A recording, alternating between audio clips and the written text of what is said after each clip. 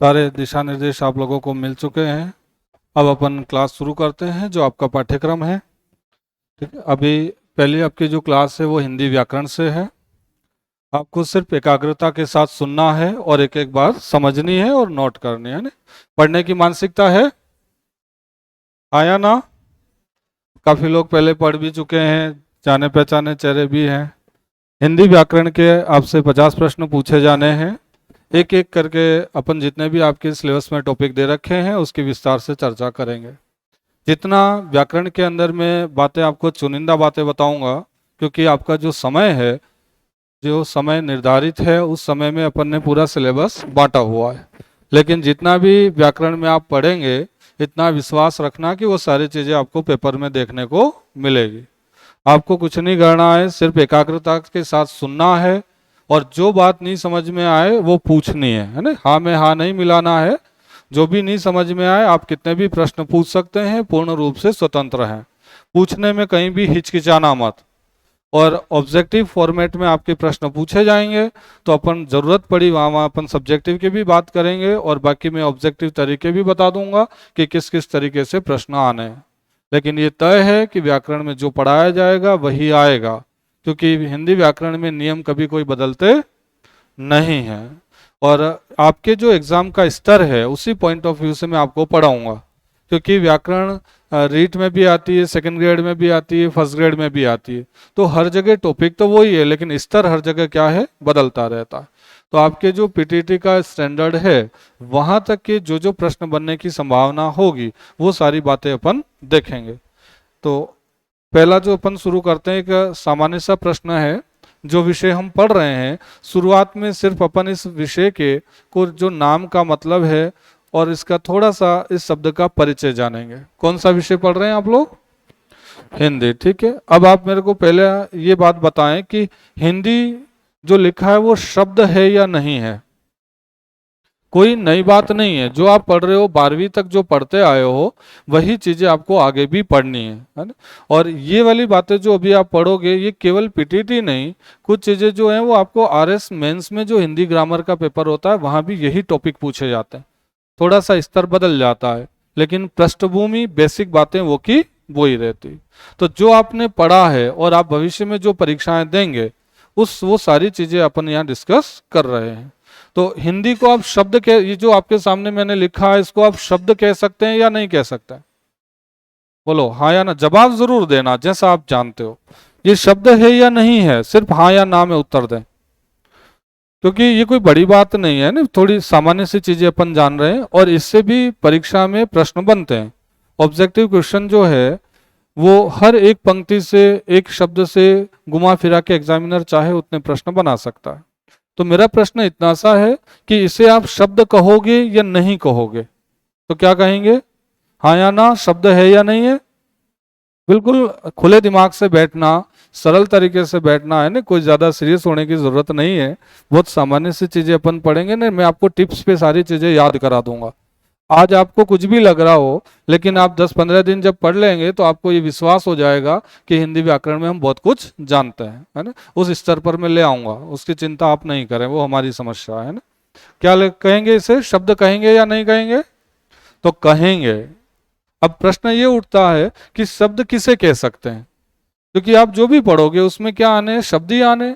तो सबसे पहले शब्द की परिभाषा हमें पता होनी चाहिए कि शब्द किसे कहते हैं। तो आप बता सकते हैं शब्द किसे कहते हैं? कोई भी जो जानता है वो बताएं। तो आपको सिर्फ सामान्य सी एक बात याद रखनी है कि जिसका कोई ना कोई अर्थ होता है, जिसका कोई ना कोई अर्थ होता है उसी को अपन क्या कहते हैं, शब्द। याद रह जाएगा। बोलो शब्द किसे कहेंगे? जिसका कोई ना कोई, देखो बोलने में शर्माना नहीं है ना। जितना भी हम पढ़ रहे हैं उसको सब एक एक शब्द को जबान पे चढ़ाना है। जितनी बार आप बोलोगे उतना ज्ञान आपके लिए स्थायी हो जाएगा। तो शब्द की परिभाषा याद हो गई। शब्द किसे कहेंगे? तो जिसका कोई ना कोई क्या होगा, अर्थ होगा। अर्थ है तो शब्द है, अर्थ नहीं है तो उसे अपन शब्द नहीं कह सकते हैं। तो हिंदी को अपन शब्द कह रहे हैं तो इसका कोई अर्थ होना चाहिए। तो हिंदी का शाब्दिक अर्थ क्या होता है? जैसे आप विज्ञान पढ़ते हैं तो विज्ञान शब्द का कोई अर्थ होता है? बोलो होता है नहीं होता है? सामाजिक पढ़ते हैं, सामाजिक शब्द का कोई अर्थ होता है? जितने भी शब्द हैं उनके निश्चित रूप से क्या होते हैं, अर्थ होता है। तो हिंदी का अर्थ क्या बताओगे आप लोग? तो आप लिखना कि हिंदी के जो शाब्दिक अर्थ होते हैं वो क्या होते हैं। तो आप कह सकते हैं कि हिंद की भाषा, पहला अर्थ क्या है, हिंद की भाषा। और दूसरा इसका अर्थ आप लोग क्या बताएंगे, हिंद के निवासी, हिंद के निवासी। ये किसका शाब्दिक अर्थ है भाई, हिंदी शब्द का। दो चीजें आपको तैयार लिख लो, ये वाली आपको दो बातें याद हो गई। पहली बात, शब्द किसे कहते हैं, जिसका कोई ना कोई क्या होता है, अर्थ होता है। दूसरी बात, हिंदी शब्द है तो उसका अर्थ क्या है, तो आप कहेंगे हिंद की भाषा और हिंद के निवासी। ये हिंदी शब्द का शाब्दिक अर्थ है। क्योंकि सर्वप्रथम जो विषय हम पढ़ रहे हैं उस विषय के नाम का अर्थ हमें आना चाहिए।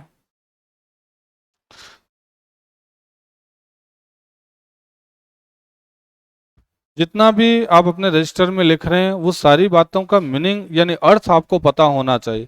ऐसी कोई लाइन नहीं लिखनी है जिसका अर्थ आपको नहीं आता है ना, ये जरूर ध्यान रखें। तो पहला प्रश्न, शब्द किसे कहते हैं। दूसरा प्रश्न, हिंदी शब्द का शाब्दिक अर्थ। अब आप एक प्रश्न लिखिएगा, ऑब्जेक्टिव क्वेश्चन लिखना है। प्रश्न लिखना, हिंदी शब्द, हिंदी शब्द मूलतः है, हिंदी शब्द मूलतः है, ये प्रश्न लिखना। इसके मैं आपको ऑप्शन दे रहा हूं क्योंकि ये प्रश्न मैं इसलिए बता रहा हूं क्योंकि प्रतियोगी परीक्षाओं में ये बार बार पूछा जाता है ना, रिपीट होने वाली बात है। हिंदी शब्द मूलतः है, जितना भी मैं बोर्ड पे लिखूं आप देख के शब्द सही लिखना है ना, थोड़ा सा शब्द शुद्धि का ध्यान रहे। ए ऑप्शन में आप लिखना संस्कृत, संस्कृत। बी ऑप्शन में आप लिखना हिंदी, क्या हिंदी शब्द संस्कृत का है, क्या हिंदी शब्द हिंदी का है। सी में लिखना क्या हिंदी शब्द पुर्तगाली है। इस विकल्प के साथ मैं आपको बहुत सारी चीजें समझा दूंगा। और क्या हिंदी शब्द फारसी है। मूलतः पूछा गया है ना कि हिंदी शब्द मूलतः है, ये प्रश्न अक्सर परीक्षाओं में पूछा जाता है। अब ये चार विकल्प आपको दे दिए, आपका उत्तर क्या होगा इसमें से, एक बार सोच के बताएं आप आंसर क्या देंगे। कोई भी, हिंदी शब्द जो है वो मूलतः है, तो क्या संस्कृत का है, क्या हिंदी का है, क्या पुर्तगाली है, या क्या फारसी शब्द है। तो क्या कहेंगे आप, आपने पढ़ा होगा तत्सम, तद्भव, देशज और विदेशी पढ़े हैं। तत्सम शब्द कौन से होते हैं, तत्सम शब्द किसको कहते हैं, तो जो मूलतः किसके हैं, संस्कृत के हैं, तो संस्कृत शब्दों को हम क्या कहते हैं, तत्सम। और तद्भव किसको कहेंगे, तो संस्कृत शब्दों का जो परिवर्तित रूप है वो क्या कहलाता है, तद्भव। देशज किसको कहते हैं, तो क्षेत्रीय स्तर पर लोगों के द्वारा बनाए गए जो शब्द हैं वो क्या कहलाते हैं, देशज। और विदेशी कौन से होते हैं, तो भारत पर जिन जिन विदेशी राष्ट्रों का शासन रहा उन लोगों के जो प्रचलित शब्द थे उन शब्दों को भारतीय लोगों ने अपना लिए, वे सारे क्या हो गए, विदेशी। अगर मैं कहूं स्कूल, तो स्कूल शब्द किसका है, अंग्रेजी है ना, अंग्रेजी है, इसका मतलब वो क्या है, विदेशी शब्द है। तो वैसे ही आपको बताना है कि हिंदी शब्द क्या संस्कृत का है, क्या हिंदी का ही है, या पुर्तगाली है, या फारसी है। तो आपका इसमें से आंसर क्या आएगा, तो हिंदी शब्द मूलतः क्या है, फारसी। लोग तुक्का लगाने वाले क्या करते हैं, हिंदी का हिंदी करके आ जाते हैं। अगर हिंदी का हिंदी कर दोगे तो क्या होगा, आंसर आपका गलत होगा, याद रह जाएगा। हिंदी शब्द मूलतः किसका है, बोलो, फारसी का। और देखिए अगर ऑप्शन में फारसी शब्द नहीं आए तो वो आपको इस विकल्प की जगह कौन सा शब्द रखेगा, ईरानी रखेगा, क्योंकि ईरान में जो भाषा बोली जाती है वो कौन सी है, फारसी। तो चाहे फारसी लिखे चाहे क्या लिखे, ईरानी, बात दोनों में क्या है, एक ही है। तो याद रह जाएगा। साथ में ध्यान क्या रखना, तत्सम, तद्भव, देशज और विदेशी, चार प्रकार के शब्द।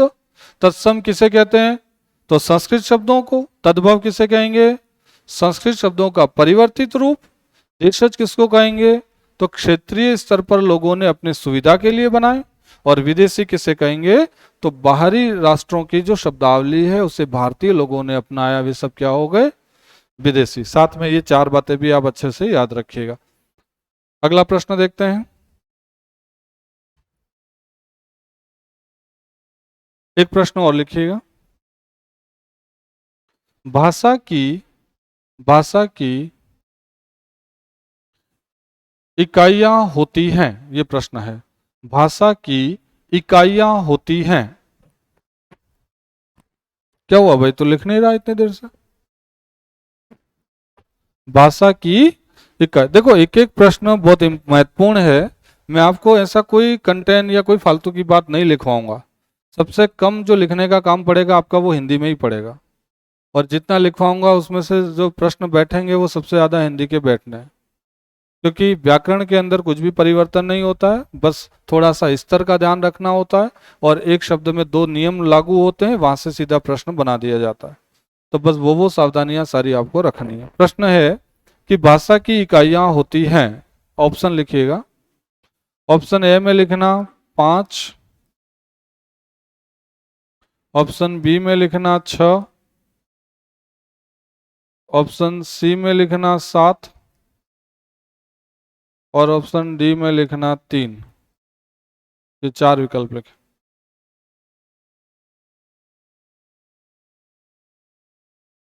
अब इसमें आपका उत्तर क्या होगा? देखो पहले इकाइयों का मतलब समझो।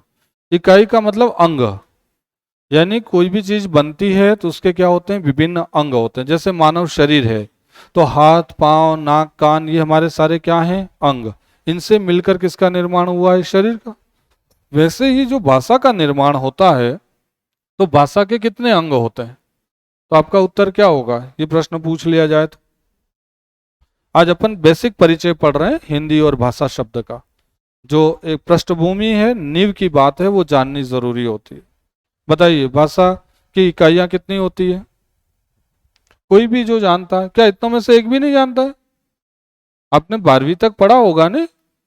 तो 12वीं तक ये सारी चीजें पढ़ा दी जाती है। यानी मैं आज जो चीजें आपको बता रहा हूं ये किस स्तर की है? प्राइमरी स्तर की, 5वीं क्लास तक की बातें हैं, 5वीं से ऊपर की नहीं है। आ जाओ। ये चीजें आपने किस क्लास तक पढ़ ली होगी? कक्षा 5 तक। अभी आपने एक शब्द लिखा है, आपके शब्द शुद्धि भी एक चैप्टर है, तो मैं इन चीजों के साथ साथ दो चार बातें एक्स्ट्रा भी जोड़ रहा हूं, आप वो भी ध्यान रखना। आपने एक शब्द लिखा है इकाइयां। मैं यहाँ चार ऑप्शन दे रहा हूं आपको इकाइयों के लिए। एक ये लिखा, एक ये लिखा, एक ये लिखा,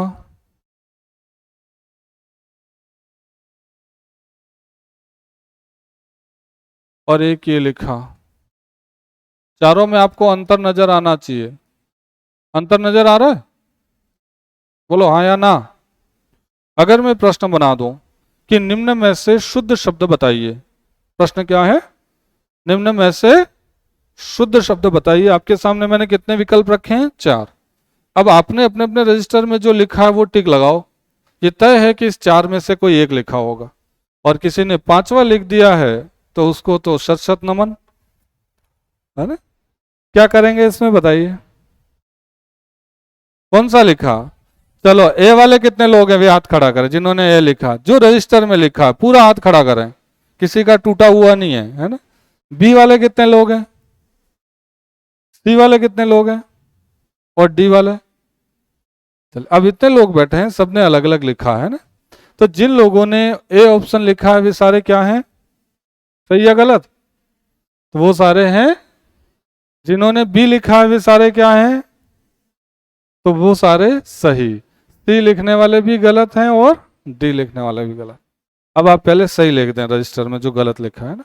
और शब्द शुद्धि में ये पूछा जाता है, अब अच्छे से ध्यान रखेंगे, है ना? शुद्ध शब्द कौन सा है भाई? ये वाला सही है। ये क्यों है वो मैं कारण भी आपको बता देता हूं, और बाकी को मैं गलत क्यों कह रहा हूं। क्योंकि हर बात अपन तर्क के साथ करेंगे, है ना, नियम के अनुसार करेंगे। अगर मैं आप लोग इन 3 में से कोई लिखते हैं तो वो इसलिए गलत है क्योंकि हिंदी व्याकरण में एक नियम है।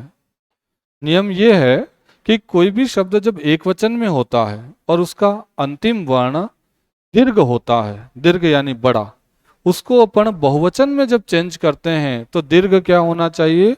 लघु। लघु यानी छोटा। अगर मैं इकाई लिखूं तो इकाई कैसे लिखूंगा? ये लिखा इकाई, तो ये अंतिम ई क्या है? बड़ी है। अब मैं इसी को किस में कर रहा हूं? बहुवचन, इकाइयां। तो बड़ा हमेशा क्या होना चाहिए? छोटा। बड़े को बड़ा रख दिया तो क्या हो जाएगा? गलत हो जाएगा। जैसे देखो एक और सरल शब्द बताऊं, आप विद्यार्थी लिखते हैं, ठीक है, तो विद्यार्थी में जो अंतिम आपने ई लगाई है वो ई कैसी है? बड़ी। और विद्यार्थियों लिखना है तो ई कैसी हो जाएगी? इसी को अगर मैं विद्यार्थियों लिखना चाहूं तो क्या लिखूंगा? विद्यार्थियों। तो ये ई जो बड़ी थी वो कैसी हो गई? छोटी हो गई। हुई कि नहीं हुई?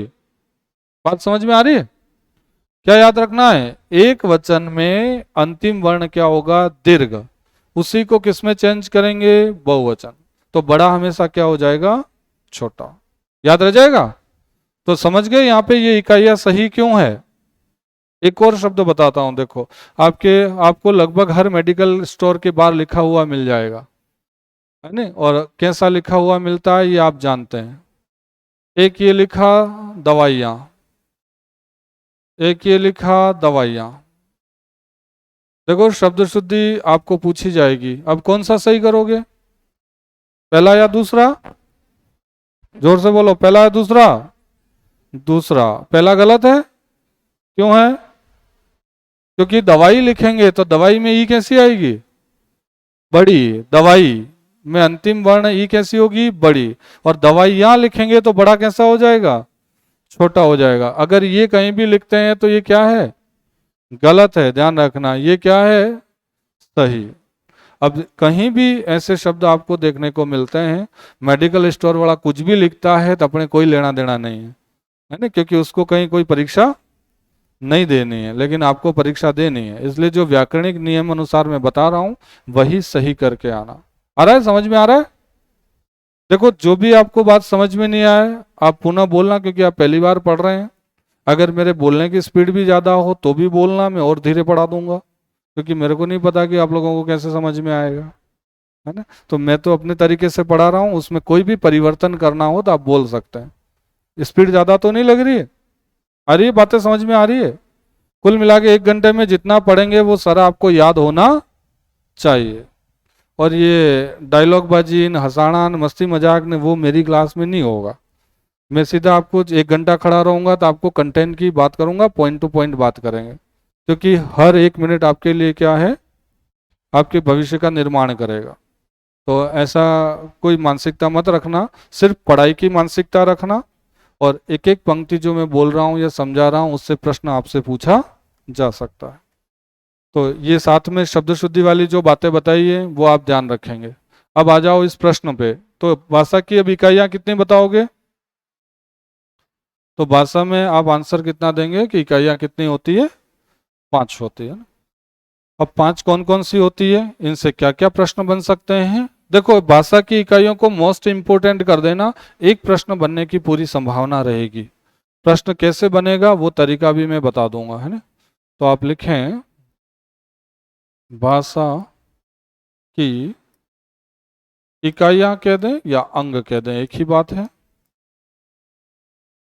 भाषा की इकाइयां या अंग।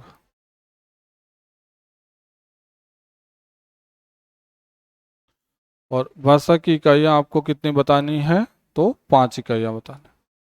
पहली इकाई आप कौन सी बताएंगे? तो ध्वनि। दूसरी इकाई कौन सी होती है? तो वर्ण। तीसरी इकाई कौन सी होती है? तो शब्द। ये सारी चीजें शब्दशः याद कर लेना। पद। और कौन सी होती है? वाक्य। ध्वनि, वर्ण, शब्द, पद और वाक्य, ये कितनी चीजें हो गई? भाषा की 5 इकाइयां हो गई। प्रश्न कैसे बनेगा वो भी सुन लीजिएगा। थोड़ा स्पीड से लिखना है ना, धीरे धीरे मत लिखना, ताकि ज्यादा बातें आप लिख पाएंगे। लिखने में समय गंवाओगे तो फिर कंटेंट कम हो जाएगा, इसलिए थोड़ी लिखने की स्पीड रखना। कोचिंग में क्या होता है, मैं आपको स्पष्ट कर दूं, आपके पास कंटेंट ज़्यादा से ज़्यादा आना चाहिए और बेहतर आना चाहिए। वो कोचिंग का मतलब, लिखने में या फालतू बातों में समय गंवाना नहीं है। और जो चैप्टर आपको यहाँ पढ़ाया जा रहा है, घर पर आप अपने स्तर पर उसको पढ़ के आइएगा। उसमें घर पे जो डाउट है, जो बात समझ में नहीं आ रही है, वो क्लास में वापस आपको डिस्कस करनी है। ये थोड़ा सा आप कर लेंगे तो आप देखना कि बहुत बेहतर करेंगे आप लोग परीक्षा में।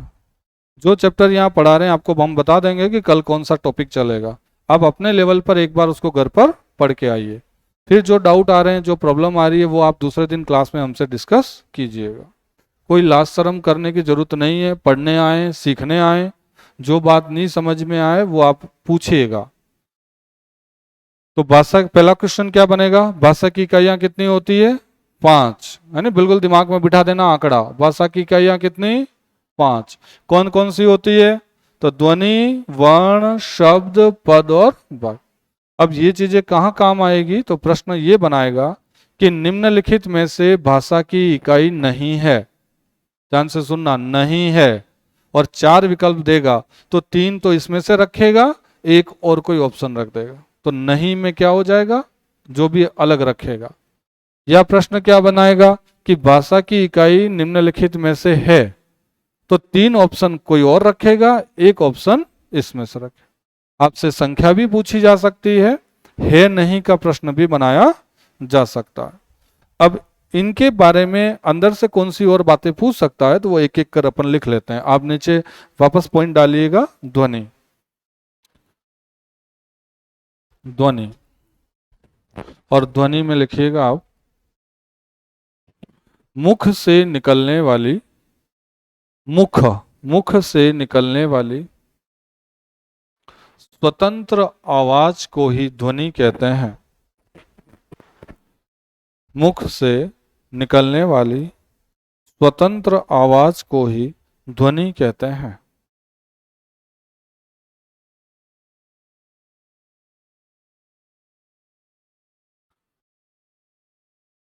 विशेष करके एक बात लिखो इसके नीचे, विशेष।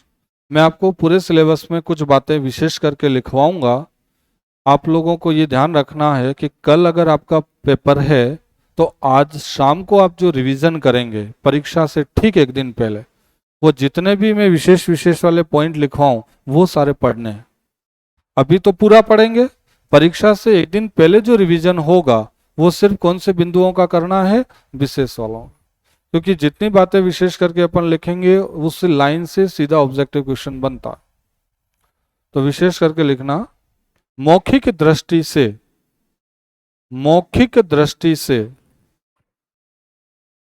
भाषा की, मौखिक दृष्टि से भाषा की लघुत्तम इकाई, लघुत्तम यानी छोटी से छोटी, मौखिक दृष्टि से भाषा की लघुत्तम इकाई ध्वनि है, ध्वनि है।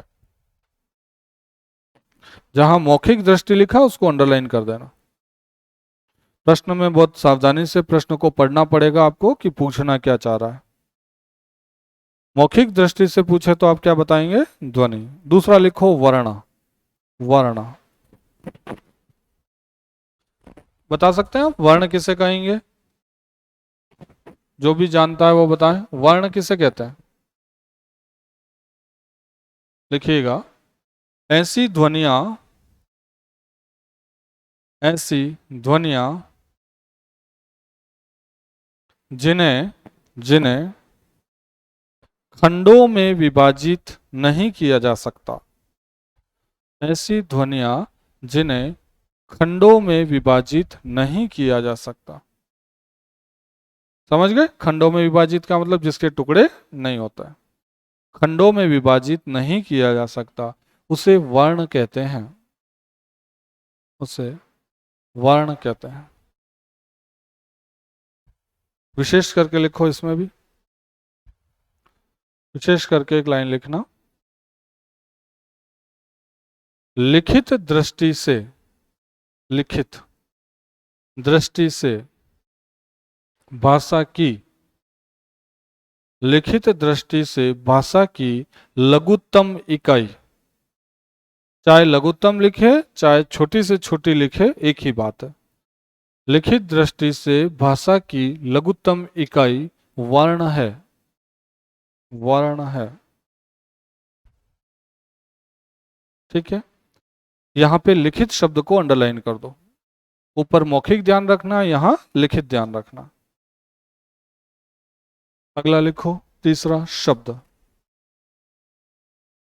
उतनी बातें लिखवा रहा हूं जितने आपकी परीक्षा की दृष्टि से काम किए है ना। बाकी इसमें होता और भी बहुत कुछ है, लेकिन वो सारा अभी आपको पढ़ने की जरूरत नहीं है। शब्द की परिभाषा लिखें। वर्णों का, वर्णों का सार्थक मेल, वर्णों का सार्थक मेल, वर्णों का सार्थक मेल शब्द कहलाता है। सार्थक का मतलब बता सकते हैं क्या होता है? सार्थक शब्द का क्या मतलब होता है? जो किसके साथ है? अर्थ के साथ है, उसी को क्या कहते हैं? सार्थक। यानी वर्ण मिलने के बाद में कोई ना कोई अर्थ निकलना जरूरी है। वर्ण मिले और अर्थ नहीं निकला तो फिर उसको अपन शब्द नहीं कहेंगे। ये बात अच्छे से ध्यान रखना। अभी मैं एक ऑब्जेक्टिव क्वेश्चन कराऊंगा आपको, लेकिन ये शब्द अगर इस परिभाषा में नहीं हुआ तो परिभाषा क्या हो जाएगी? गलत। आप केवल ये कह दोगे कि वर्णों का मेल शब्द कहलाता है तो परिभाषा गलत है। हिंदी शब्दों का ही खेल है, एक शब्द हटा देगा तो परिभाषा पूरी बदल जाएगी। लिखिए, विशेष करके लिखें शब्द के नीचे, विशेष कर। भाषा की, भाषा की आधारभूत इकाई, भाषा की आधारभूत इकाई शब्द है। भाषा की आधारभूत इकाई शब्द है। विशेष में ही एक पॉइंट और लिखो, दूसरा। इसी में शब्द में विशेष में पहला पॉइंट लिखा है आधारभूत इकाई, दूसरा लिखें अर्थ की दृष्टि से, अर्थ की दृष्टि से भाषा की,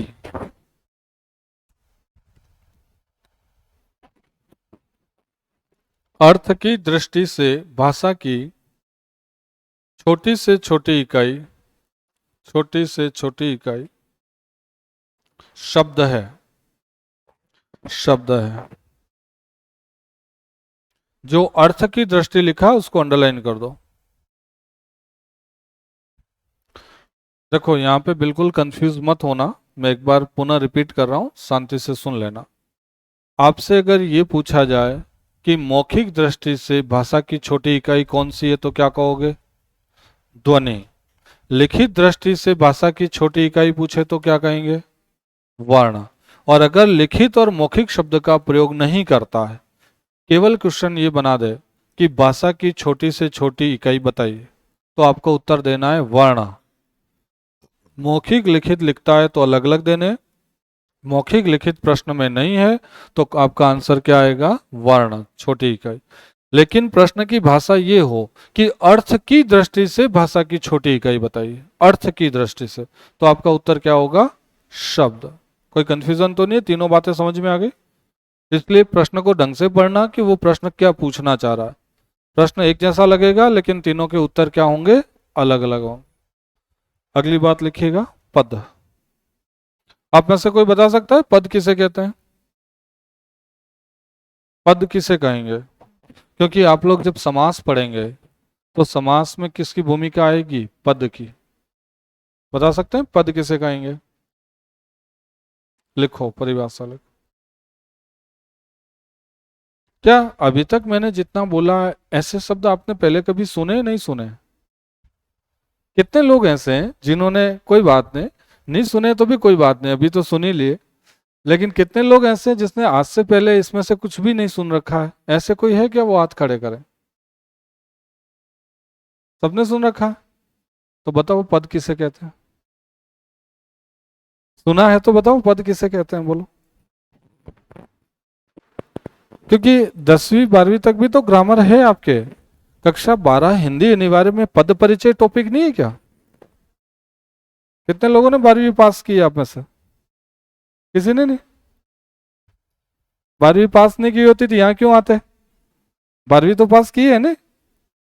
तो हिंदी कंपलसरी में आपके एक पॉइंट था पद परिचय। आप लोग तो क्या है कि ऐसे बैठे हैं जैसे कि टीए की बैठक में आए हो, है ना। भाषा, लिपि और व्याकरण कक्षा 12 के ग्रामर में पहला टॉपिक है। क्या ग्रामर में भाषा, लिपि और व्याकरण शब्द नहीं पढ़े? हाँ या ना? पढ़े नहीं या पढ़ाए नहीं गए?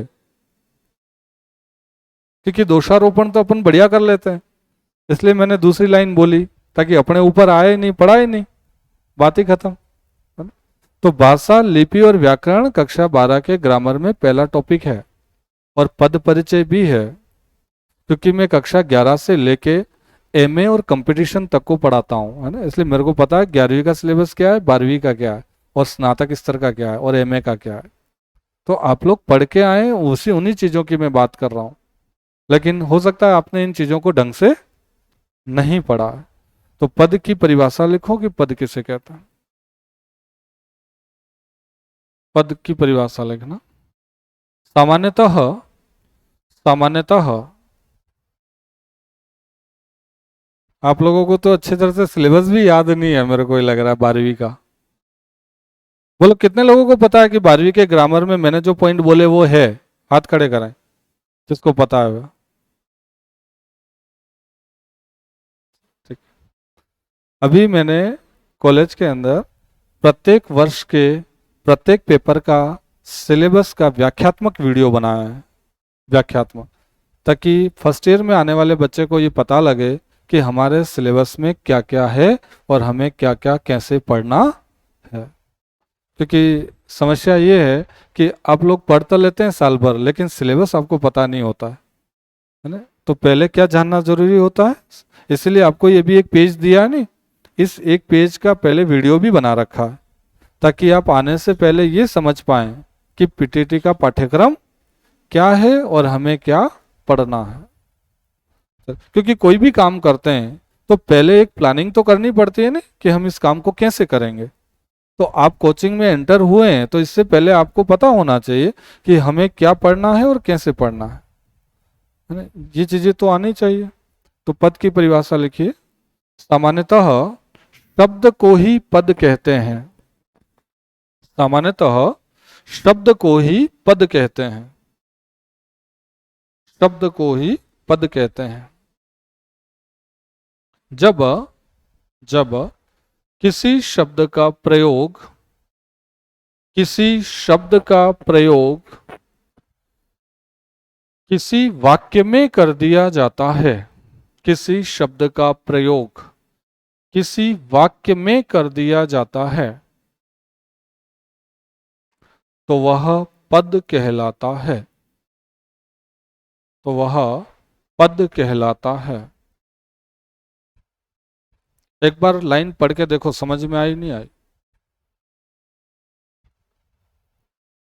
आया समझ में? सामान्यतः शब्द को ही क्या कहते हैं? पद। लेकिन कब?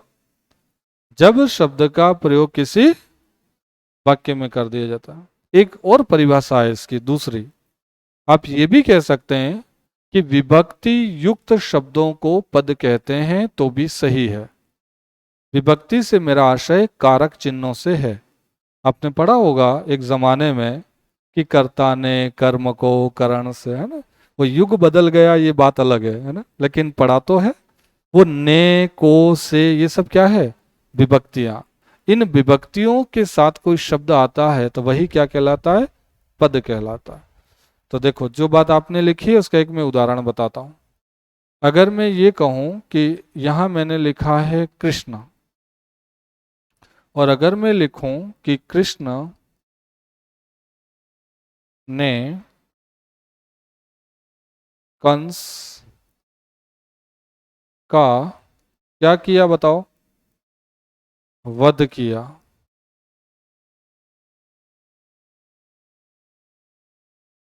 ठीक है, कृष्ण ने कंस का वध किया।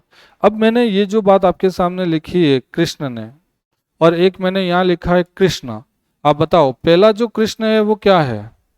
शब्द है या पद है? शब्द, और जो इसी शब्द का प्रयोग मैंने कहाँ कर दिया, वाक्य में कर दिया। अब ये शब्द क्या कहलाएगा, पद कहलाएगा। तो इस भाग को पर्टिकुलर अपन किस नाम से जानते हैं, पद के नाम से जानते हैं, और इसको अपन क्या बोलेंगे, शब्द। बोलो समझ में आ रहा है भाई, समझ में आ रहा है कि नहीं आ रहा है, हाँ या ना।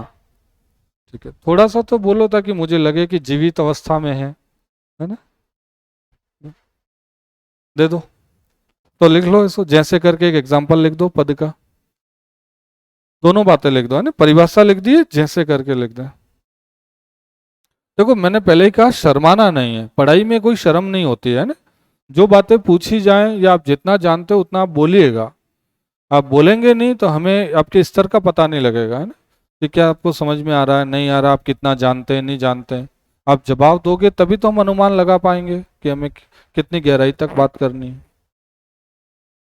गलत बोलें उसकी चिंता नहीं करें, कोई उत्तर गलत हो जाए तो कोई दिक्कत नहीं है ना। अपने देश में तो फांसी जिसकी सजा होने वालों की भी फांसी नहीं होती है, कागजों में सजा होती है लेकिन फांसी नहीं होती है, तो उसकी चिंता नहीं करें। गलत ही दें उत्तर कोई बात नहीं, लेकिन उत्तर दें तो सही, है ना, इतना साहस तो करें कि उत्तर दें, है ना। सही गलत की परवाह मत करना। अगर आप सब जानते तो यहाँ क्यों आते, यहाँ इसीलिए आए क्योंकि आप नहीं जानते, है ना, बात तो साफ है नहीं। तो फिर जितना जानते हैं उतना तो बताएं। ठीक है, तो ये वाली बात समझ में आ गई। अब विशेष करके एक बात लिखे नीचे, विशेष करके लिखिएगा, पद अपूर्ण होते हैं। अपूर्ण शब्द को अंडरलाइन कर देना, पद अपूर्ण होते हैं।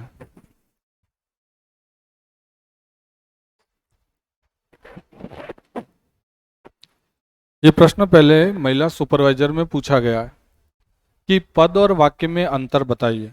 नीचे 4 ऑप्शन थे और एक ऑप्शन में लिखा गया था कि पद अपूर्ण होते हैं और वाक्य कैसे होते हैं, पूर्ण। तो पद और वाक्य में क्या हो जाएगा, अंतर। अपूर्ण का मतलब अधूरा। अगर मैं कहूं आपसे कि इस पंक्ति में आप केवल कृष्ण ने पढ़ो, तो क्या आपको पूरा अर्थ समझ में आएगा। पूरा अर्थ कब समझ में आएगा, जब पूरी लाइन पढ़ेंगे। केवल कृष्ण ने इतना कहने से तो नहीं पता चलेगा कि कृष्ण ने क्या किया, बहुत सारे काम किए थे। लेकिन ये पूरी पंक्ति पढ़ेंगे तो हमें समझ में आएगा कि कृष्ण ने किसका वध किया था। तो जो पद है वो यहीं तक है ना, ने तक। तो ये पद जो है वो क्या होता है, अधूरा यानी अपूर्ण। और पूरी लाइन क्या है, वाक्य। तो वाक्य अपने आप में क्या होता है, पूर्ण होता है। अब लास्ट पॉइंट लिखिएगा, वाक्य। वाक्य की परिभाषा लिखें, शब्दों या पदों का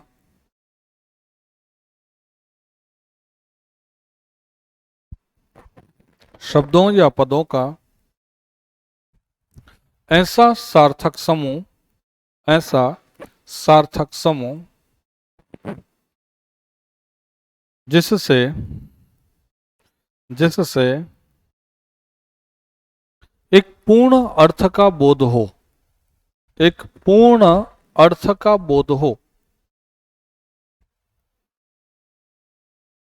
एक पूर्ण अर्थ का बोध हो, उसे वाक्य कहते हैं, उसे वाक्य कहते हैं। विशेष करके लिखिएगा, विशेष में पहला बिंदु लिखें, वाक्य पूर्ण होते हैं, वाक्य पूर्ण होते हैं, वाक्य पूर्ण होते हैं। दूसरा पॉइंट लिखें विशेष में, भाषा की सार्थक इकाई वाक्य है, भाषा की सार्थक इकाई वाक्य है।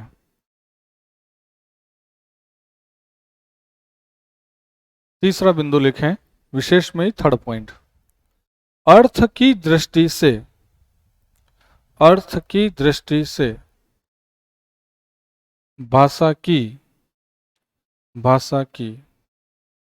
बड़ी से बड़ी इकाई, अर्थ की दृष्टि से भाषा की बड़ी से बड़ी इकाई वाक्य है, वाक्य है। किस दृष्टि से, अर्थ की दृष्टि से। और अर्थ की दृष्टि से छोटी इकाई कौन सी थी, बोलो, अर्थ की दृष्टि से छोटी इकाई कौन सी? शब्द। और बड़ी कौन सी? वाक्य। और भाषा की छोटी इकाई कौन सी? भाषा की छोटी इकाई वर्ण। ये ध्यान रखना। और लिखित मौखिक बोले तो अलग अलग बताना है, ठीक है। अब मैं एक प्रश्न दे रहा हूं, जितना आप लोगों को अभी पढ़ाया है इस इकाइयों के आधार पे एक ऑब्जेक्टिव क्वेश्चन बना रहा हूं, ठीक है।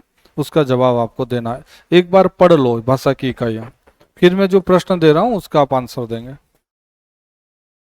अब उत्तर गलत नहीं होना चाहिए, है ना, जो भी लिखवाया जाए उसको।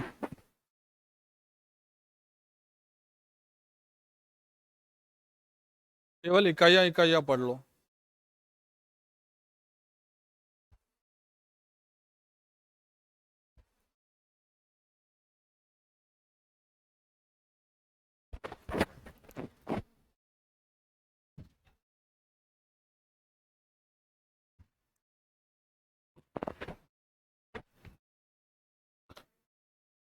लिखो, प्रश्न लिखो।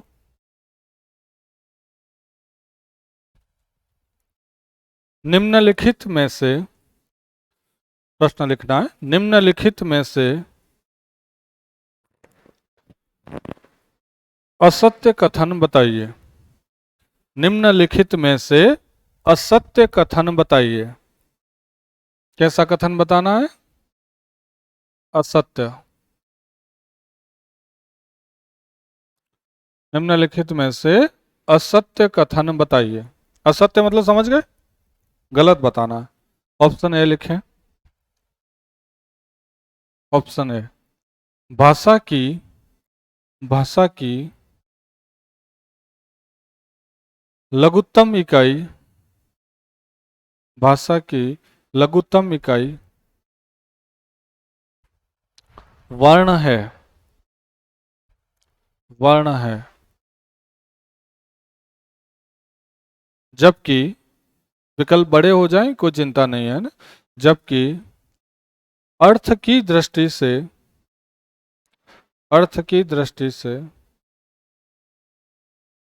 लघुत्तम इकाई शब्द है।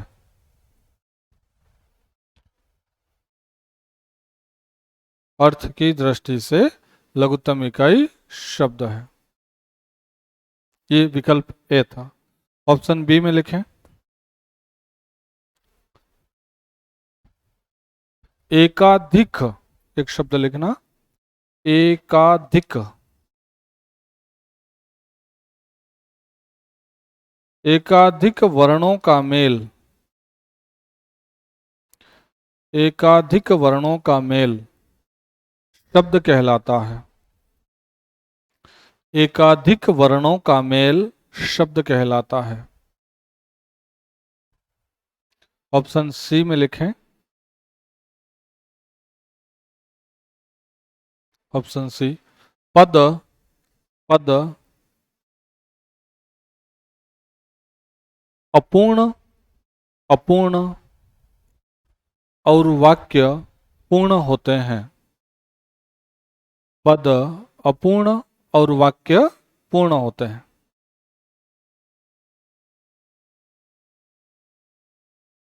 और ऑप्शन डी लिखना, शब्द को ही, शब्द को ही पद कहा जाता है। शब्द को ही पद कहा जाता है। अब बोलना नहीं है, चार ऑप्शन है, अपने अपने अनुसार टिक लगा दो सारे लोग, जिसको जो लग रहा है। प्रश्न है आपका असत्य का। खासकर परीक्षा में भी ये बात ध्यान रखना, आपको ज्यादा जो हिंदी के अंदर क्वेश्चन पूछे जाएंगे वो नहीं और असत्य वाले होंगे। वो इसलिए नहीं और असत्य वाला पूछता है ताकि प्रश्न तो एक होता है लेकिन वो आपसे कितने आंसर जान लेता है? चार। क्योंकि जिसको आप असत्य कहेंगे इसका मतलब उसका सत्य आपको पता है, और जो तीन ऑप्शन सत्य हैं वो भी आपको पता है। तो एक प्रश्न में कितनी बातें समझ लेता है वो? चार बातें। अब वो चारों बातें अगर आपको याद हैं तो आप एक प्रश्न सही कर पाओगे। अब मैंने चार ऑप्शन दिए, एक असत्य है, इसका मतलब जो गलत है उसका सही भी आपको पता होना चाहिए, और बाकी तीन सही हैं ये भी पता होना चाहिए। तो एक प्रश्न में अप्रत्यक्ष रूप से कितने उत्तर छिपे हैं? चार। अपने अपने अनुसार टिक लगाओ इस चार ऑप्शन में से कि आप क्या उत्तर देंगे, फिर मैं पूछ रहा हूं। सभी लोग आंसर दें, क्योंकि अभी अभी आपने सारी बातें पढ़ी है और ऐसा ही प्रश्न परीक्षा में पूछा जाता है। ये तो मैंने और भी सीधा प्रश्न बनाया है। अगर आप सेकंड ग्रेड फर्स्ट ग्रेड के लिए पढ़ोगे हिंदी व्याकरण, तो उसमें और थोड़ा घुमा फिरा कर पूछा जाएगा। दे दिया उत्तर सभी ने? बोलो हाँ या ना। अरे हाँ ना तो बोलते रहो यार, इतना भी मेरा चेहरा भयानक नहीं है ना कि आपकी आवाज नहीं निकले। ए उत्तर कितने लोगों का है? हाथ खड़े करें जिनका उत्तर ए है। हाँ कोई दिक्कत नहीं, सही गलत की परवाह मत करो, अपना मत जरूर दें। ए आंसर वाले हाथ खड़े करें पूरा। ठीक है, बी वाले कितने लोग हैं? सी वाले कितने लोग हैं? और डी वाले? अब ए जिन्होंने आंसर दिया है वो बताओ, ए ऑप्शन में लिखा क्या है अपन ने? कि भाषा की लघुत्तम इकाई वर्ण है, जबकि अर्थ की दृष्टि से लघुत्तम इकाई क्या है? तो ये बात गलत है क्या? ये बात गलत है क्या? तो सही है नहीं, तो फिर आप इसको असत्य क्यों बता रहे हो? गलत है? क्या गलती है बताओ उसे।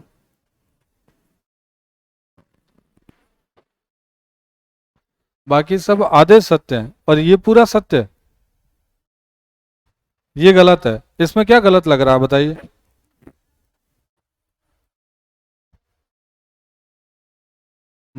आप तो मुझे ये बताओ, भाषा की लघुत्तम इकाई जो है वो वर्ण है या नहीं है? है। और अर्थ की दृष्टि से लघुत्तम इकाई कौन सी है? शब्द। वही दोनों बातें पहले विकल्प में। प्रश्न में मैंने मौखिक कहाँ कहीं मौखिक लिखा थोड़ी है। देखो मैंने आपको ये कहा है, फिर से आपने सुना नहीं, वापस सुनना। अगर कहीं भी मौखिक और लिखित लिखता है तो आपको उत्तर अलग अलग देने, और मौखिक लिखित नहीं लिखता है तो भाषा की छोटी इकाई कौन सी बतानी है? वर्ण। ये बात अभी बोली थी मैंने, नहीं बोली? तो मौखिक लिखित नहीं लिखा है तो आंसर क्या है? वर्ण। और मौखिक लिखित लिखता तो आंसर क्या होते? अलग अलग। ऐसे समझना है ना। अब आई बात समझ में आ गई? तो आपको पहला विकल्प जो है वो तो सत्य कह रहा है ना। और दूसरा क्या लिखा है? तो एकाधिक वर्णों का मेल क्या कहलाता है? शब्द। ये बात सही है गलत है? सही है गलत है? हाँ या ना? गलत है, क्योंकि मैंने अभी भी आपको एक बात बोली थी और कक्षा की शुरुआत में भी मैंने यही बात बोली है कि आपको पूरी एकाग्रता के साथ सुनना है। देखो मेरी कक्षा की यही बात रहती है, जो मेहनती व्यक्ति है, जो सीखना चाहता है और जो एकाग्रता रखता है उसको तो मैं अच्छा लगूंगा, और जो ये बातें नहीं मानेगा उसको मैं अच्छा। मैंने आपको क्या बोला अभी कि वर्णों का सार्थक मेल क्या कहलाता है? शब्द। अगर सार्थक शब्द नहीं है तो वो परिभाषा क्या होगी? गलत। एकाधिक कह दूं इसका मतलब क्या है? एक से अधिक, या मैं दो या दो से अधिक कह दूं, बात तो एक ही है। तो एक से अधिक वर्ण मिलते हैं और सार्थक है तो क्या कहेंगे? लेकिन परिभाषा में सार्थक शब्द नहीं है तो वो कथन क्या होगा? असत्य। केवल वर्ण मिलने से शब्द नहीं बनता। वर्ण मिले और उसका अर्थ निकला तो शब्द है, अर्थ नहीं निकला तो वो शब्द की श्रेणी में नहीं आता। तो दूसरा जो मैंने विकल्प लिखा है वो क्या है? असत्य, क्योंकि उसमें किस शब्द की कमी है? सार्थक शब्द। तीसरा विकल्प देखो क्या लिखा है, एक जना बोलो हाँ। तो बात ठीक कह रहा है, पद क्या होते हैं? अपूर्ण, और वाक्य क्या होते हैं? पूर्ण, तो वो तो सत्य है। और लास्ट अपन ने लिखा है कि शब्द को ही क्या कहते हैं, तो वो भी सही है। शब्द ही क्या कहलाते हैं? पद। तो शब्द को अपन पद भी कह सकते हैं, बस वो स्थिति एक अलग और कौन सी होती है कि उसका प्रयोग अपन किस में कर देते हैं? वाक्य। लेकिन ये बात तो सत्य है कि शब्द ही क्या होते हैं? पद होते हैं। तो तीनों विकल्प सही है। इसमें गलत आंसर कौन सा है? बी, आपका ध्यान रखना। और बी में गलती किस बात की है? केवल सार्थक शब्द। ऐसा प्रश्न आपको बना के देगा तो आपको वहां पे कंफ्यूज नहीं होना है, बल्कि इन्हीं सारी बातों को इस तरीके से सही करने। जिसमें आप आधे और पूरे वाला कॉन्सेप्ट मत लगाना है ना। जितना सही है वो सही है, गलत है वो गलत है। अब समझ में आया ये वाला प्रश्न? चलिए अगली बात देखें। तो ये तो हो गई भाषा की इकाइयाँ। अब हम अगला जो प्रश्न बनेगा वो किससे बात करते हैं अपन? व्याकरण शब्द से। ये सब बातें आपके सिलेबस में हैं, ध्यान रखना। जितना भी मैं आपको बता रहा हूँ सब पाठ्यक्रम का हिस्सा है। अब देखो, एक व्याकरण शब्द से कितने क्वेश्चन बनाए जाते हैं कंपटीशन एग्जाम में, वो सुनना। आपसे पूछा जा सकता है कि व्याकरण शब्द में संधि कौन सी है, व्याकरण शब्द का विच्छेद क्या होता है, व्याकरण शब्द में कितने उपसर्ग लगे हैं, व्याकरण शब्द में कौन कौन से उपसर्ग हैं, या व्याकरण शब्द का अर्थ क्या होता है। कम से कम 15 ऑब्जेक्टिव क्वेश्चन किससे बनाए जा सकते हैं? एक व्याकरण शब्द से। आप ये तो कहते हैं कि हम व्याकरण पढ़ते हैं, लेकिन व्याकरण शब्द का अर्थ क्या होता है कौन बताएगा? व्याकरण किसे कह सकते हैं? ये आपके कक्षा 12 का प्रश्न है। तो बताओ व्याकरण किसे कहते हैं? जो आप पढ़ रहे हैं वो उसकी परिभाषा क्या बताएंगे? तो ये बात ध्यान रखना कि जो ये शब्द है व्याकरण, वो कितने शब्दों के योग से बनता है? तो 3 बातें याद रखना। एक तो क्या होता है? वी। एक क्या है? आ। और एक क्या होता है? करण। वी, आ और करण, इस योग से कौन सा शब्द बना है? व्याकरण शब्द बना। अब व्याकरण शब्द में आपसे उपसर्ग पूछे तो क्या बताएंगे? कितने उपसर्ग हैं? कई बार ये प्रश्न पूछा जाता है कि निम्नलिखित में से 2 उपसर्ग युक्त शब्द बताइए। तो व्याकरण शब्द में कितने उपसर्ग हैं? 2। कौन कौन से हैं? एक तो वी और एक क्या है? आपने कभी प्रत्यय उपसर्ग पढ़े? उपसर्ग आपके पाठ्यक्रम में जो भी आप पढ़ेंगे वो कितने? 22 हैं। उपसर्गों की संख्या कितनी है? 22। और 22 उपसर्गों के आप लोग अर्थ जरूर याद कर लेना, क्योंकि जब तक उपसर्गों के आपको अर्थ नहीं आएंगे तब तक फिर संधि में आपके दिक्कत होगी। इसलिए 22 उपसर्ग संधि वाला टॉपिक में पढ़ाऊं उससे पहले आपको 22 के 22 अर्थ याद होने चाहिए। बताओ वी का मतलब क्या होता है? वी उपसर्ग है, वी का मतलब होता है विशेष। आ का मतलब क्या होता है? आ का मीनिंग होता है संपूर्ण रूप से, संपूर्ण रूप से। और करण शब्द का मतलब होता है यहां पर व्याख्या करना। क्या करना? व्याख्या करना। इन 3 अर्थों से किसकी परिभाषा बनाई जाती है? व्याकरण शब्द की। देखो अब ये ध्यान रखना कि व्याकरण शब्द में संधि का नाम पूछे तो आपको क्या बताना है? यण। व्याकरण शब्द में उपसर्ग पूछे तो आप कितने बताओगे? 2। कौन कौन से हैं? एक तो वी उपसर्ग है और एक आ उपसर्ग है। और व्याकरण शब्द का विच्छेद पूछे तो आप कह सकते हैं वी प्लस आ प्लस करण, या वी प्लस आकरण। दोनों विच्छेद क्या होते हैं? सही। अब वो कैसे होते हैं ये अपन संधि वाले टॉपिक में विस्तार से पढ़ेंगे। फिलहाल आप ध्यान रखना व्याकरण शब्द में संधि कौन सी है? यण। उपसर्ग कितने? 2। कौन कौन से हैं? तो वी और आ। और इन उपसर्गों के अर्थ क्या हैं? तो ये लिखे हुए। अब अपन व्याकरण शब्द का अगर अर्थ निकालें तो आप कह सकते हैं कि अच्छी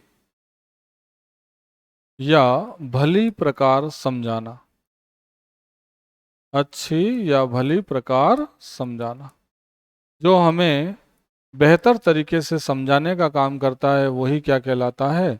व्याकरण कहलाता है। ये एक सामान्य सा अर्थ है। ये बातें लिख लो व्याकरण शब्द के बारे में, यहां से कोई भी प्रश्न आपसे पूछा जा सकता है।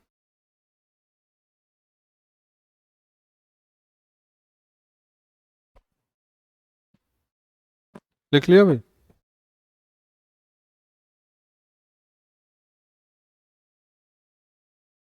लिख लिया? यहाँ से प्रश्न आते हैं निश्चित रूप से। फिर मैं 2 बातें यहाँ पे कुछ एक्स्ट्रा और बता रहा हूँ, पहले ये नोट कर लो फिर वो वाली बातें याद रखना।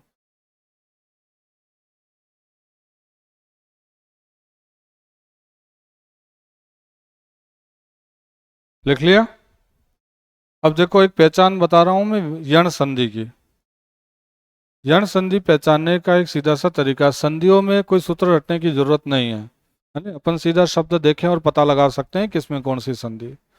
कोई भी शब्द है, जैसे अधिकांशतः य या व या र, कितने याद रखने, य व र, इन तीन से पहले कभी भी अर्ध व्यंजन जुड़ता है आधा, तो ऐसे शब्दों में कौन सी संधि होती है। अब यहां पे आपको यह दिखाई दे रहा है, यह से पहले क्या आ रहा है, आधा, इसका मतलब इसमें संधि कौन सी है।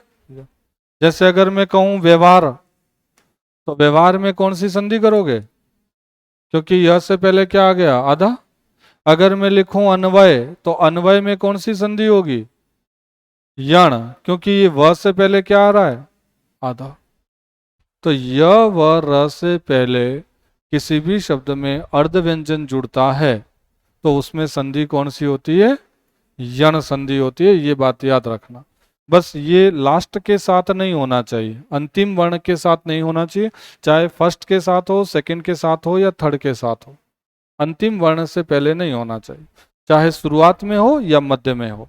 तो वहां पे य व र से पहले आधा जुड़ता है तो कौन सी संधि करेंगे, यण संधि। और एक और पहचान बताऊं, किसी भी शब्द की शुरुआत मन से हो जाए, किस शब्द से, मन से, तो मन से शुरू होने वाले सारे शब्दों में संधि कौन सी होती है, विसर्ग। क्या याद रखना है, मन से शुरू होने वाले शब्दों में कौन सी संधि होगी, विसर्ग। जैसे मनोज, मनोविज्ञान, मनोबल, मनोयोग, ऐसे कितने हजारों शब्द होते हैं, है ना, मनोभिलाषा, मनोविकार, कोई भी शब्द आ जाए जिसकी शुरुआत किससे हो जाए, मन से, वहां कौन सी संधि होती है, विसर्ग। और य व से पहले आधा जुड़ता है, वहां कौन सी संधि होती है, यण। ये पहचाने याद रखना। तो जैसे ही प्रश्न बनेगा, चार ऑप्शन आएंगे तो आप पता लगा लोगे कि उस शब्द में कौन सी संधि है, बोलो याद रह जाएगा। तो ये व्याकरण का परिचय समझ में आ गया। उपसर्ग और प्रत्यय में क्या अंतर है, बता सकते हैं, उपसर्ग और प्रत्यय में कोई अंतर होता है, बोलिए। उपसर्ग और प्रत्यय जो है वो भी आपके पाठ्यक्रम में है, दोनों में क्या अंतर होता है, इसके अलावा और कोई अंतर।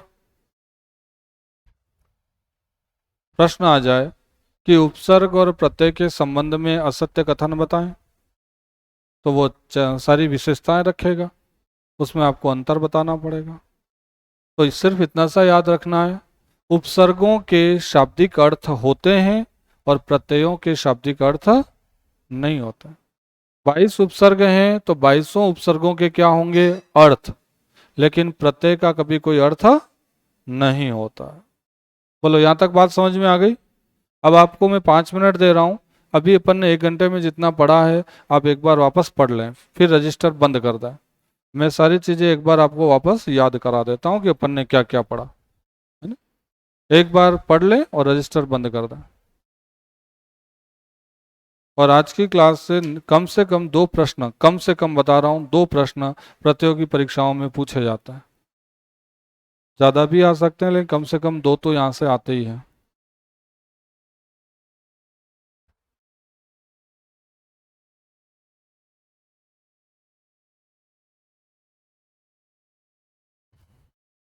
पांच मिनट में पढ़ के रजिस्टर बंद कर देना।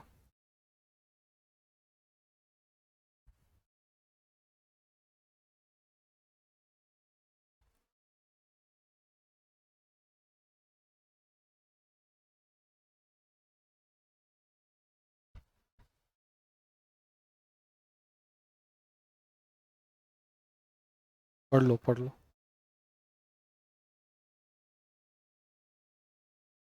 5 मिनट।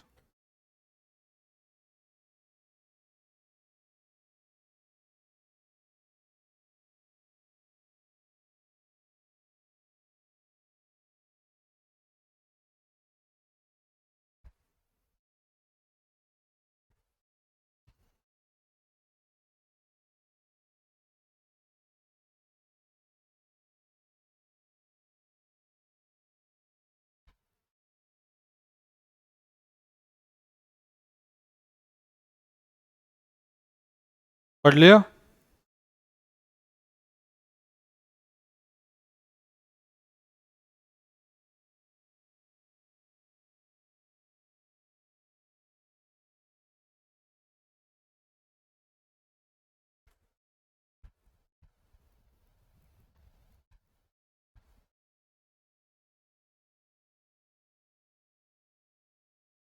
चलो बंद कर दो, मैं बता देता हूँ क्या क्या पढ़ा आपने ने। बिना देखे आपको उत्तर देने, रजिस्टर बंद कर दो। सबसे पहली बात अपन ने पढ़ी कि शब्द किसे कहते हैं। बताओ शब्द किसे कहोगे? जिसका कोई ना कोई क्या होना चाहिए? अर्थ। अर्थ है तो क्या कहते हैं? शब्द कहते हैं। दूसरी बात आपने पढ़ी कि हिंदी शब्द का शाब्दिक अर्थ। हिंदी शब्द के कितने अर्थ होते हैं? दो। कौन कौन से? हिंद की भाषा और हिंद के निवासी। तीसरी बात आपने पढ़ी कि भाषा की इकाइयां। भाषा की इकाइयां कितनी होती है? 5 होती है। कौन कौन सी होती है? पहली ध्वनि, दूसरा वर्ण, तीसरा शब्द, चौथा पद और पांचवा वाक्य। इससे पहले एक बात और पढ़ी थी कि हिंदी शब्द मूलतः है तो फारसी, और फारसी ऑप्शन में नहीं हो तो क्या करोगे? ईरानी करोगे। शब्द कितने प्रकार के होते हैं? 4। तत्सम, तद्भव, देशज, विदेश। तत्सम शब्द किसे कहते हैं? संस्कृत शब्दों को। तद्भव किसे कहते हैं? संस्कृत का परिवर्तित रूप। देशज किसको कहते हैं? क्षेत्रीय स्तर पर लोगों ने बनाया। और विदेशी किसे कहेंगे? तो बाहरी देशों की शब्दावली से। 4 बातें वो याद रखने। इकाइयां शब्द में ई बड़ी होती है छोटी होती है? इकाइयां लिखेंगे तो ई छोटी होगी बड़ी होगी? दवाइयां लिखेंगे तो ई कैसी होगी? छोटी। क्यों होती है? तो एक वचन में किसी शब्द का अंतिम वर्ण कैसा है? बड़ा। और बहुवचन में बड़ा क्या हो जाएगा? छोटा। और भाषा की मौखिक दृष्टि से लघुत्तम इकाई कौन सी होती है? ध्वनि। लिखित दृष्टि से कौन सी? वर्ण। भाषा की आधारभूत इकाई कौन सी? शब्द। अर्थ की दृष्टि से छोटी इकाई कौन सी? शब्द। अर्थ की दृष्टि से कौन सी? शब्द। और अर्थ की दृष्टि से बड़ी इकाई कौन सी? वाक्य। अर्थ की दृष्टि से बड़ी वाक्य। पद अपूर्ण होते हैं पूर्ण होते हैं? अपूर्ण होते हैं। और वाक्य कैसे होते हैं? पूर्ण होते हैं। ये सारी बातें याद रह जाएगी। फिर आपने क्या पढ़ा? व्याकरण शब्द। व्याकरण शब्द में संधि कौन सी? किसी भी शब्द के शुरुआत और मध्य में य व से पहले अर्ध व्यंजन आता है तो संधि कौन सी होती है? मन शब्द से शुरू होने वाले शब्दों में संधि विसर्ग होती है। 2 बातें और याद रखना। व्याकरण शब्द में कितने उपसर्ग हैं? 2। कौन कौन से? वी और आ। वी का मतलब क्या होता है? विशेष। आ का मतलब संपूर्ण रूप से। प्रत्यय और उपसर्ग में अंतर क्या बताया? उपसर्गों के शाब्दिक अर्थ होते हैं और प्रत्ययों के शाब्दिक अर्थ नहीं होते हैं। बोलो याद रह जाएगी इतनी बातें? कुछ लगा कि कुछ जाना है अपन ने 1 घंटे में? ऐसी कोई एहसास हो रहा है या सब पढ़ा ही पढ़ा है? कुछ अलग बातें जानी? ठीक है, तो जितना आपने पढ़ा है आप एक बार उसका रिवीजन करके आएंगे अगली क्लास के लिए। जितनी बातें अपन रोज पढ़ रहे हैं रोज की रोज याद होनी चाहिए। अब मैं जितना पढ़ाया आगे पढ़ाते समय इसमें से कुछ भी पूछूं आज वाले में से तो आपको उसका जवाब देना है। ये बात ध्यान रखना है ना। बाकी बातें अपन अगली क्लास में करेंगे। धन्यवाद।